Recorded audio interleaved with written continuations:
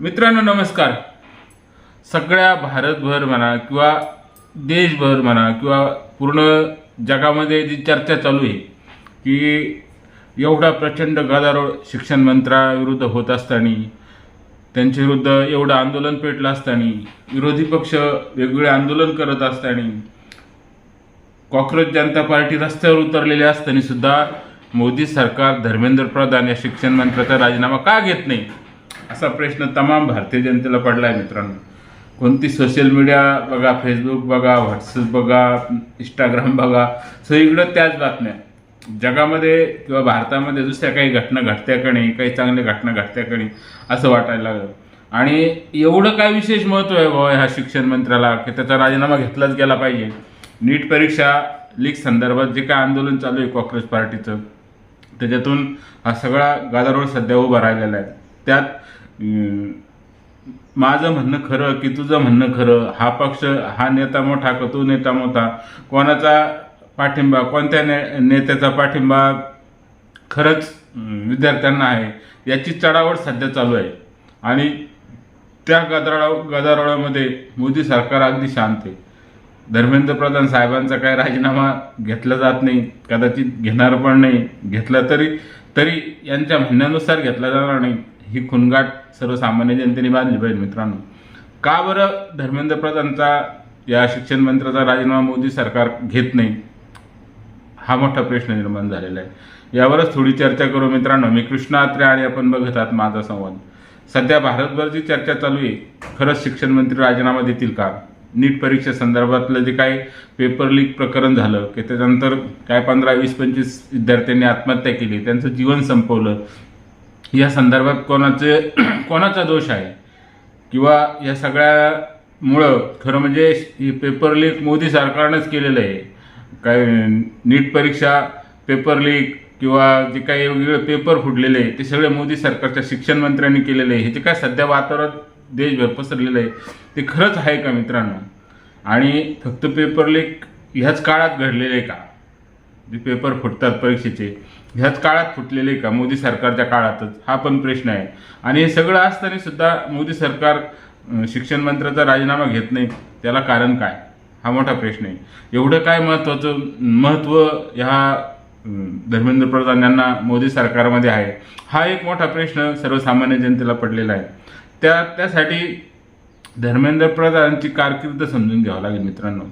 त्यांनी भाजपमध्ये म्हणा किंवा विद्यार्थी सेनेमध्ये असताना सुद्धा विद्यार्थी परिषदमधून ते राजकीय क्षेत्रात आलेले आणि 14 नंतर एकमेव मंत्री असेल ते कोणता आत्तापर्यंत सत्तेमध्ये सहभागी झालेला आहे. आणि मित्रांनो, तुम्हाला माहीत असेल भाजपला किंवा मोदी सरकारमध्ये या शिक्षण मंत्र्यांना एवढं महत्त्व का, आणि त्यांचं भाजपमध्ये इतकं मोठं वजन आहे का? ते मोदी आणि शहा किंवा इतर जे वेगवेगळे मोठे शिरस्त नेते त्यांचं सुद्धा ते ऐकत नाही आणि राजीनामा देत नाही. खरंच का एवढं महत्त्व आहे शिक्षण मंत्र्याचं किंवा धर्मेंद्र प्रधानांचं?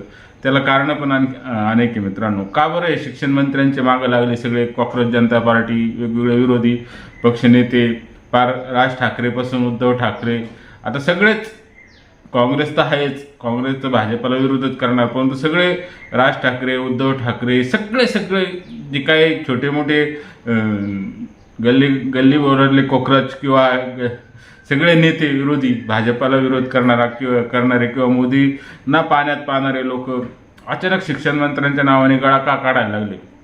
त्याला कारण आहे मित्रांनो. शिक्षण मंत्र्यांनी जी काय मेक मारून ठेवलेली आहे आणि पूर्ण NGO सुद्धा यांच्या विरुद्ध गेलेले आहे, शिक्षण मंत्र्याच्या विरुद्ध. त्याला कारण पण तसेच मोठी स्ट्रॉंग आहे. म्हणून ही सगळी जनता म्हणजे त्यांच्या दुःख्या नसवर शिक्षण मंत्र्यांनी पाय ठेवलेला आहे, त्यांची दुःखीनच दाबून टाकलेली आहे. आणि आत्तापर्यंत काय 50, 60, 70 वर्ष यांनी जो काय अनागोंदी कारभार शिक्षण संस्थेमध्ये केलेला आहे, अनेक मोठमोठे स्कॅम यांच्या काळामध्ये झालेले आहे, ते सगळे उघडे होणार आहे. आणि ते होऊ नये म्हणून शिक्षण मंत्र्यांवर आरोप प्रत्यारोप सुरू आहे. मित्रांनो, तुम्हाला माहीत असेल, आपल्याला सगळ्यांना माहीत असेल, आपली जी शिक्षण प्रणाली आहे, कारकून शिक्षण प्रणाली, म्हणजे इंग्रज भारतातून गेले परंतु शिक्षण प्रणाली कोणाची बदलायची हिंमत झाली नव्हती. मोदी सरकारने आल्यापासून जे वेगवेगळे एक ध्येय धोरणं ठरवले आणि इतिहास काळातून किंवा मोगल काळातून, इंग्रज काळातून आपल्या देशाला बाहेर काढण्याचा जो वेगवेगळ्या कानून म्हणा, वेगवेगळे कायदे म्हणा, वेगवेगळ्या गोष्टी म्हणा, त्यांची धरोहर म्हणा, संपवण्याचा सपाटा लावलेला आहे. हे आपण बघितलं असं अनेक उदाहरणं आहे मित्रांनो त्याच्यामध्ये. आणि शिक्षण मंत्र्यांनी शिक्षण व्यवस्थेमध्ये आमूलाग्र बदल सुरू केलेले आहे. त्यात आपण बघितलं असं महाराष्ट्रामध्ये पण माग आंदोलन झालं होतं हिंदी सक्तीचं. खरं म्हणजे प्रत्येक हिंदी सक्ती नव्हती, परंतु त्रिभाषिक शिक्षण व्यवस्था सुरू केलेली होती. आता आपल्याकडं आपल्या मराठीच्या नावाने पुळका आणणारे लोक, नेते, त्यांची मुलं इंग्लिश कॅन्व्हेंटमध्ये शिकतात, इंग्लिश शाळेमध्ये शिकतात. परंतु सामान्य जनता जर इंग्लिश शाळेत जायला लागले, इंग्रजी त्यांना कळायला लागले, तर आपल्या मुलांचं काय? आपण जे काय आपल्या मुलांसाठी भविष्य इंग्रजी शाळेमधून निर्माण करणार आहोत, तर सामान्य जनतेला जर मिळायला लागलं तर मग आपल्या मुलांनी काय करायचं, अशी धास्ती ह्या नेत्यांना वाटायला लागलं. मराठीच्या नावाने गळा काढणारे हे सर्व मोठमोठे नेते, पार उद्धव ठाकरे म्हणा, राज ठाकरे म्हणा, अनेक प्रश्न त्यांना विचारले. ते इंग्रजी हिंदी सक्तीचं करताना, हिंदी सक्तीविरुद्ध आंदोलन करताना त्यांनी अनेक प्रकारचे उत्तरं दिलेली नाही मित्रांनो. म्हणजे मुस्लिम मोहल्ल्यामध्ये जाताना तुम्ही हिंदी का बोलतात, तिथं का बरं त्यांना सक्ती करत नाही मराठी बोला म्हणून. आता राजसाहेब आमिर खानच्या लग्नाला गेले, तिथं मराठीत बोलले का? किंवा वेगवेगळ्या सेलिब्रिटीमध्ये किंवा वेगवेगळ्या हिरो लोकांमध्ये ते जातात, वेगवेगळ्या ठिकाणी जातात, ते मराठीत बोलता का? म्हणजे सामान्य जनतेने हिंदीत बोलायचं, म्हणजे मराठीत बोलायचं, आणि यांनी हिंदीत बोलायचं, इंग्लिशमध्ये बोलायचं, म्हणजे सामान्य जनतेला कळायला नाही पाहिजे, अशी एक त्यांची धारणा आहे.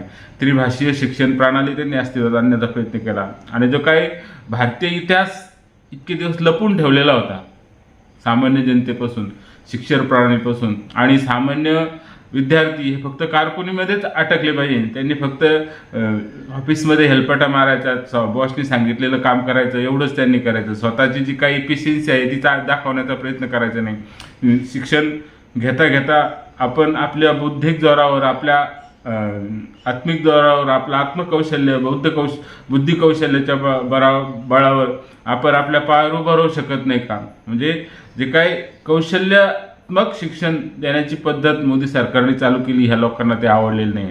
सगळ्यात महत्त्वाचं म्हणजे मुघल इतिहास आणि ख्रिश्चन इतिहास, इंग्रजी इतिहास हे जे काय पुसून टाकण्याचं काम मोदी सरकारने किंवा या शिक्षण मंत्र्यांनी चालवलेलं आहे. खरं दुःख ह्या गोष्टीचं आहे मित्रांनो, की 70 वर्षापासून म्हणजे जसं भारताचं स्वातंत्र्य मिळालं, भारत स्वतंत्र झाला, तेव्हापासून शिक्षण प्रणालीमध्ये बदल झालेला नाही. तीच इंग्रजांनी अस्तित्वात आणलेली शिक्षण प्रणाली आत्तापर्यंत चालू होती 2014 पर्यंत. म्हणजे बदल स्वीकारायला भारतीय जनता तयार नाही का? भारतीय जनता तयार आहे, पण ह्या नेते मंडळींच्या पायाखालची जमीन सरकायला लागली. प्रत्येक विद्यार्थी म्हणा किंवा प्रत्येक नागरिक म्हणा, शिक्षणाने समृद्ध झाला, तो स्वतःच्या पायावर उभा राहिला. आता पेपर लीक, नीट परीक्षा फुटली, आणि पेपर लीक काय फक्त ह्याच काळात झाला का? तुम्हाला माहीत मला आठवतं मित्रांनो, मी 10वीच्या वर्गात असताना त्यावेळेस गणिताचा पेपर फुटलेला होता. त्यावेळेस कोणत्या शिक्षण मंत्र्यांनी राजीनामा दिला आठवत नाही मित्रांनो. म्हणजे ज्या काळामध्ये या गोष्टी घडल्या त्या प्रत्येक मंत्र्याने राजीनामा दिला का? मनमोहन सिंगांच्या काळामध्ये किती मंत्र्यांवर भ्रष्टाचाराचा आरोप झाला होता. स्वतः पंतप्रधान मनमोहन सिंगावर कोळसा घोटाळ्याचा आरोप झाला होता, त्यांनी राजीनामा दिला होता का? आणि आज ते प्रत्येकाचा राजीनामा मागं सुटलेला आहे. म्हणजे ज्यावेळेस ह्या सगळ्या गोष्टी घडतात मित्रांनो, दुसऱ्यावर ब्लेम करणं सोपं असतं, बरोबर आहे ना? तुम्ही सत्तेत असताना काय केलं, तुम्ही सत्तेत असताना काय करत होता? आता उद्धव ठाकरे तिकडे जाऊन जंतर मंतरवर बोलत होता, इथं सोशल मीडियावर त्यांच्या विरुद्ध एखादी पोस्ट टाकली तर त्याला पोलिसून अटक करत होते. हे कोणते स्वातंत्र्याच्या गप्पा मारतात? म्हणजे आज मोदी सरकारला तानाशाही म्हणतात, हुकुमशाह म्हणतात, अघोषित आणीबाणी म्हणतात. यांच्या काळात काय होतं?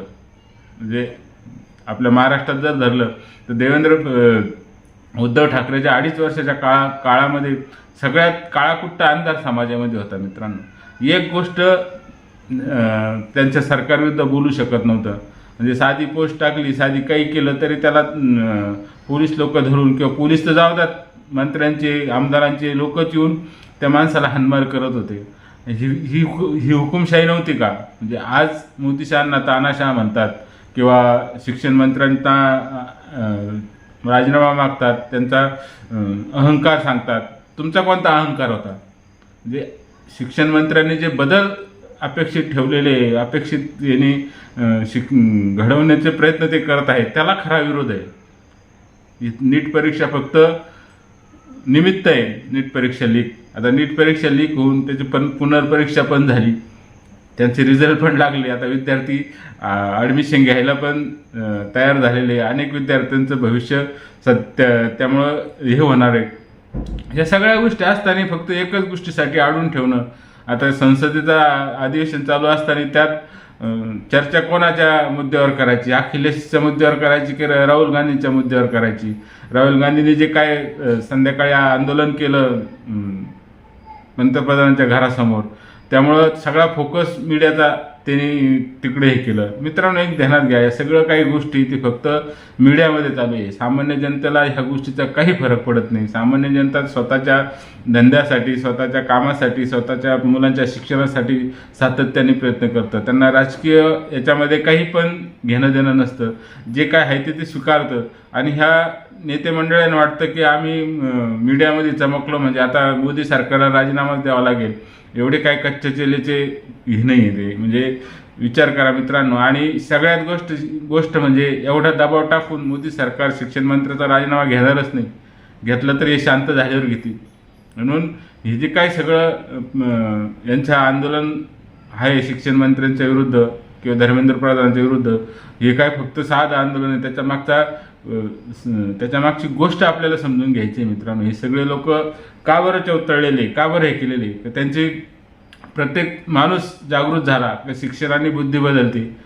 बरोबर आहे की नाही? शिक्षण जर प्रत्येकाला, शिक्षण म्हणतात वाघिणीचं दूध आहे, ते जर योग्य प्रकारे जर मिळालं प्रत्येकाला आपल्या धर्माबद्दल, आपल्या देशाबद्दल, आपल्या संस्कृतीबद्दल, तर तो आपल्या देशाचा गर्व करेल, संस्कृतीचा गर्व करेल. आणि असं जर झाले तर मग ह्या लोकांचं काय होईल? बरोबर आहे की नाही? जे काही काँग्रेस जनता पार्टीचं आंदोलन चालू होतं त्यात बघितलं आपण मित्रांनो काय काय प्रकार झाले. त्यात रामाला शिव्या झाल्या, अल्लाहच नाम राहील असं झालं. म्हणजे संस्कृतीबद्दल शिव्या देण्यात आल्या, देशाबद्दल शिव्या देण्यात आल्या, काश्मीर संदर्भात चर्चा करण्यात आली. आपले वेगवेगळे संत आहे, प्रेमानंद गिरीजी महाराज यांच्याबद्दल वाईट शब्द बोलण्यात आले. म्हणजे हे काय पेपर लीकचं आंदोलन आहे का? नीटचं म्हणजे हे आंदोलन कशाचं आहे याच्यातूनच आपल्याला कळून येतं मित्रांनो यांचा अजेंडा काय आहे. त्यामुळं सध्या तरी राजीनामा काय मोदी सरकार शिक्षण मंत्र्याचा घेणार नाही.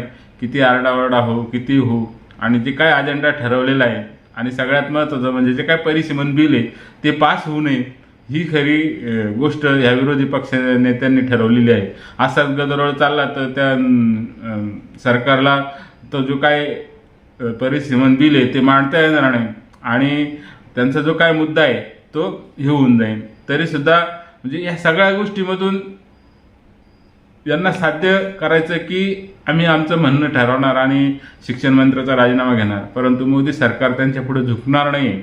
त्यांनी जर यांचा ऐकून राजीनामा घेतला तर ते प्रत्येक मंत्र्याचा राजीनामा मागतील. त्यामुळे मोदी सरकार काय झुकणार नाही आणि शिक्षण मंत्र्याचा राजीनामा होणार नाही, हे निश्चित मित्रांनो. विषय जर आवडला तर चॅनल सबस्क्राईब करा, लाईक करा आणि व्हिडिओ पाहिल्याबद्दल